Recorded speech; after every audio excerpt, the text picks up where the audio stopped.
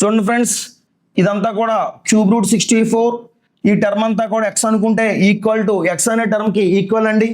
మనం ఏం చేస్తామంటే బోత్ సైడ్స్ కూడా క్యూబ్స్ అప్లై చేస్తే so 64x equal to X cube అవుతుందండి.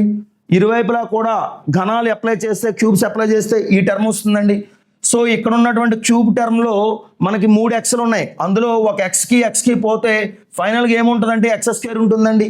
There four x equal to ఏమవుతుందంటే మనకి చూడండి friends, x square equal to 64 అయితే therefore x equal to ఏమవుతుందంటే 8 అవుతుంది ఫ్రెండ్స్. ఆన్సర్ 8 అండి.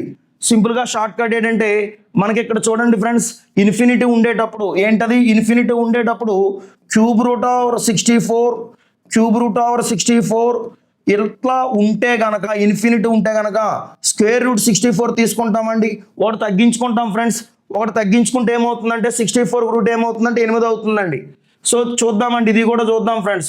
సో క్యూబ్ రూట్ 63 కదా, ఈక్వల్ టు మనం ఏం తీసుకుంటామంటే డైరెక్ట్ షార్ట్ కట్ చెప్తున్నాను, స్క్వేర్ రూట్ 63 తీసుకుంటాం ఫ్రెండ్స్. సో ఇదేమవుతుందంటే 9 ఏళ్ళు 63, 9కి రూట్ ఎంత అంటే 3 అండి, రూట్ ఓవర్ 7.